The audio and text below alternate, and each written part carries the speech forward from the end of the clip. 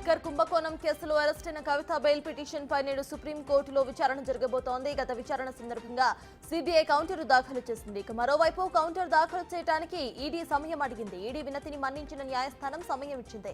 ఇవాల్టి విచారణలో కవితకు బెయిల్ వస్తుందని బీఆర్ఎస్ ఆశాభావంతో ఉంది.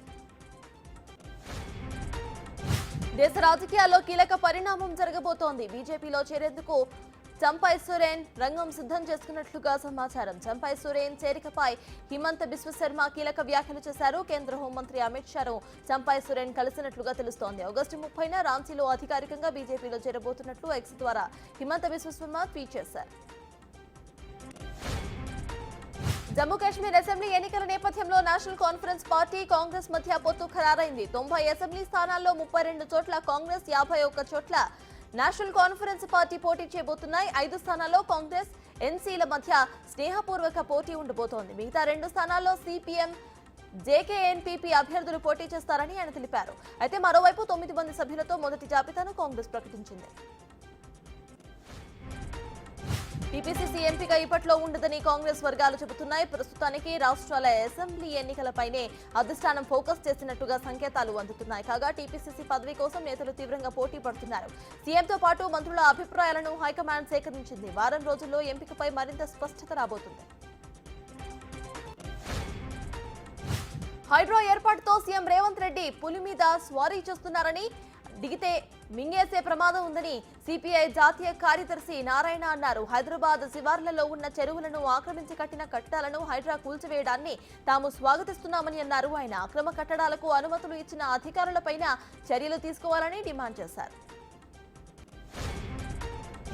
పోలీసులైనా సరే అవినీతికి పాల్పడితే కఠిన చర్యలు తీసుకుంటామని కమిషనర్ కొత్తకోట శ్రీనివాసరెడ్డి హెచ్చరించారు. నేరం రుజువైతే సస్పెండే కాదు, డిపార్ట్మెంట్ నుంచే తొలగించే చర్యలు తీసుకుంటామని అన్నారు. పంజాగుట్టలాగా మధురానగర్ పిఎస్ కూడా తయారైందని కమిషనర్ అన్నారు. ఆ ఏరియానే మిస్టీరియస్ గా ఉందని అన్నారు. ఆయన త్వరలోనే మధురానగర్ పిఎస్ పై చర్యలు తీసుకుంటామని సిపి వెల్లడించారు. అన్నమయ్య జిల్లా మదనపల్లె సబ్ కలెక్టరేట్ లో ఫైళ్ల దగ్ధం కేసును విచారించేందుకు సిఐడి అధికారులు రంగంలోకి దిగారు. Additional SP Raj Kamal, CID DSP Venugopal, Madanapalle DSP Kondaiah Naidu ఘటనా స్థలాన్ని పరిశీలించారు. నిమ్మనపల్లి వీఆర్ఏ రమణయ్యతో పాటు సబ్ కలెక్టర్ కార్యాలయంలో సీనియర్ అసిస్టెంట్ గా పనిచేస్తున్న గౌతమ్ తేజలను అదుపులోకి తీసుకుని విచారిస్తున్నారు.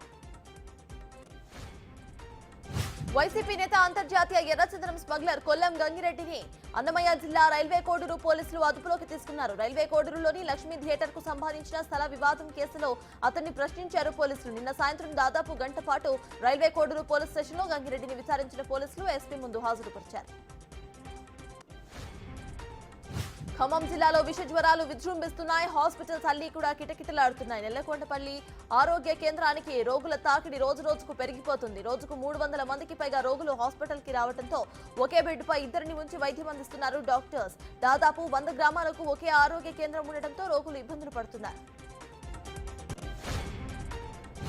ఎంపీ కంగనా రనౌత్ కు బీజేపీ హైకమాండ్ షాక్ ఇచ్చింది. పార్టీ పాలసీపై మాట్లాడే అధికారం, అనుమతి లేదని అధిష్టానం స్పష్టం చేసింది. రైతుల ఉద్యమానికి సంబంధించిన ఆమె చేసిన వ్యాఖ్యలు వివాదాస్పదమైన నేపథ్యంలో బీజేపీ నిర్ణయం తీసుకుంది. రైతుల ఉద్యమంలో విదేశాల కుట్ర ఉందని, వారిని అదుపు చేయకపోతే బంగ్లాదేశ్ తరహా పరిస్థితులు వస్తాయంటూ కంగనా కాంట్రవర్షియల్ కామెంట్స్ చేశారు.